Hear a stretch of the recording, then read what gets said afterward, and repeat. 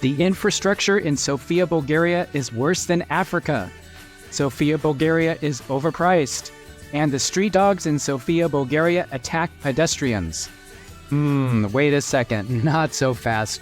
Before we came to Sofia, we did quite a bit of research into what this city is like. And guess what? Some of it was true, but a lot of what we read online turned out to be completely false. If you're planning a short-term trip to Sofia, or maybe considering living here long-term, we'll share the truths and the myths about Sofia, Bulgaria, based on our personal experience in this city. My name is Ryan. My wife Emily and I are the Snail Travelers. Sofia is not overcrowded with tourists. Okay, let's start with something that we read on many different websites and discussion forums, and something that we strongly agree with. We've been to Sofia 3 times now, always during the peak of summer when you would expect to see the most number of tourists, right? But nope, not at all. Based on our time in Sofia, we truly felt like it did not have the types of tourist crowds that you see in other European cities. Now, I'm not saying that there are no tourists here. We did see the occasional tour groups around the city, but we really think Sofia is a great city for reasons that you will hear me talk about throughout this video. And we believe this city has the potential to have a much larger tourist industry in the future. But for the time being, we think Sofia is a great place to come if you're looking for somewhere that isn't overcrowded with tourists. Sofia's infrastructure is undeveloped. I actually laughed when I reread this post that rates Sofia and Bulgaria's infrastructure lower than Africa, and I couldn't disagree more. I have been to 12 countries in Africa. I love visiting Africa, but I have to say that Sofia's infrastructure far exceeds anywhere that I have visited in Africa. So let's focus on Sofia's transportation infrastructure just for a minute here. Our personal view is that public transportation in Sofia is absolutely fabulous, especially the trams that you are seeing here. I can't think of any city that I have visited that has a more extensive tram system compared to what I have seen here in Sofia. The trams and streetcars provide access to just about anywhere you want to go within the city, and the transportation system is so easy to use too. We just tapped our debit card on the machine and had just about €1.50 charged for unlimited rides for the whole day. There is also an underground metro system that, although not as extensive as the tram system, it services many of the important parts of the city, such as the airport and the districts in the center of the city. Now, is Sofia's transportation system on par with London or Paris? Well, no, okay, it's not that developed. But for a city this size, we think Sofia's transportation is completely adequate for getting around town. Sofia's tourist attractions are overrated. For this one, I'm going to mostly disagree. I'll explain what I mean by mostly in a minute. But yeah, Sofia's tourist attractions are beautiful and numerous. And when I say numerous, yeah, I mean there is a lot to see here, so much that I can't go over all of them in this video. But I am showing you some clips of what we think are the most notable attractions around Sofia. Many of these are places of worship, such as churches, synagogues, mosques, and cathedrals. Probably the one building that stands out the most to us as the highlight of things to see in Sofia is the St. Alexander Nevsky Cathedral. This cathedral is beautiful and huge, I think about the same size as Jupiter, and this must be on everyone's visit list in Sofia. There are also some ancient ruins in the city center that date all the way back about 2,000 years. Some of these ruins were discovered when a new metro station was being constructed. So what did they do? They built the station around those ruins. Now, let me go back and explain what I meant that I mostly disagree with the idea that these attractions are overrated. Even though there are many sights to see in the city, they don't take a whole lot of time to see them all. So if you're looking for a place to spend weeks and weeks of your time doing nothing but visiting historical sites, yeah, it won't take that long.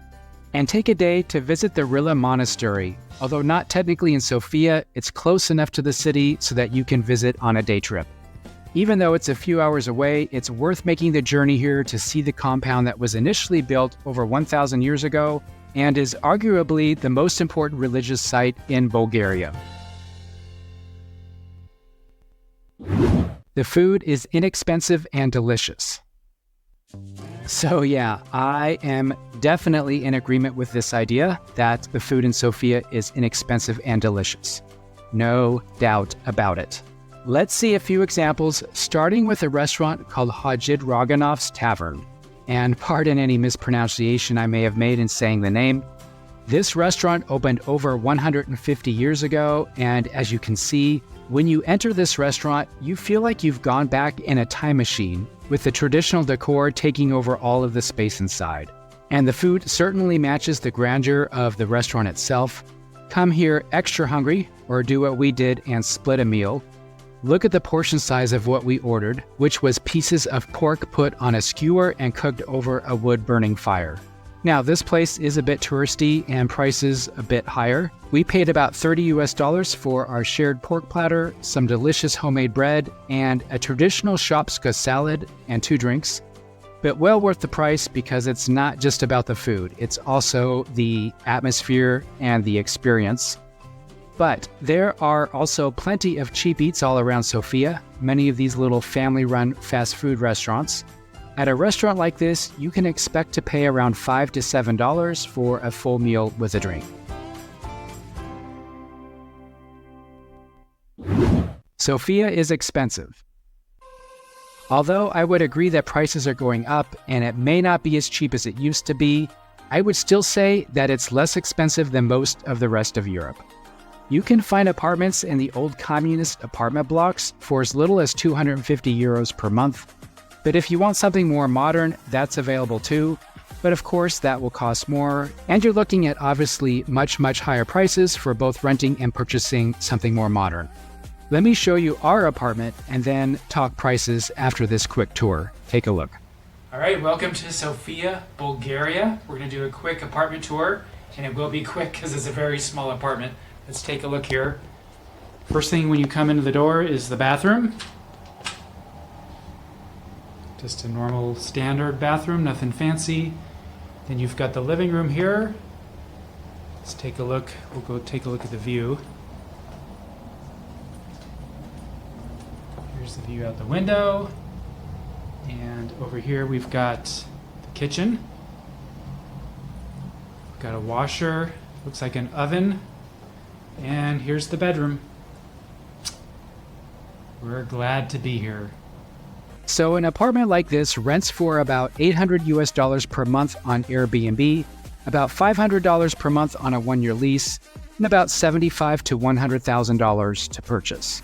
Overall, if we were living a modest lifestyle in Sofia long term, we think we would spend something in the $1,500 to $1,700 range, and I'll put a sample budget in the description below. Sofia is lacking in green space. This article about the lack of green space is a bit old, but as of now, I'm going to disagree and say that Sofia has an adequate amount of green space. I mean, just look at all the green on this map of Sofia as shown on Google Maps. Quite a bit, don't you think? There are a lot of parks here. Now, does Sofia have the prettiest parks in the world? No. Some of these parks feel more like plots of undeveloped land. But there are some nice ones too, such as the one you're seeing here, called 𝗬𝗎𝗪𝗔𝗔 Park. And for some really nice green space, head out to one of Sofia's more upscale neighborhoods called 𝗬𝗎𝗪, where you'll find many delightful hiking trails through the 𝗕𝗨𝗟𝗃𝗏 National Park. There is some fabulous scenery along the way, such as this beautiful lake, and also this spectacular waterfall, although it does take an hour or two to get there, but well worth it in our opinion.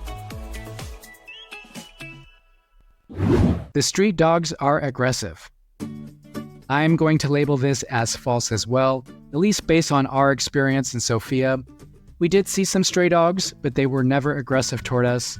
And yeah, this is not something you need to worry about, and certainly don't let this factor into your decision to visit Sofia or even live here.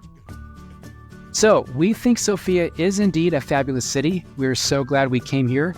It's a city where we think we could live very comfortably.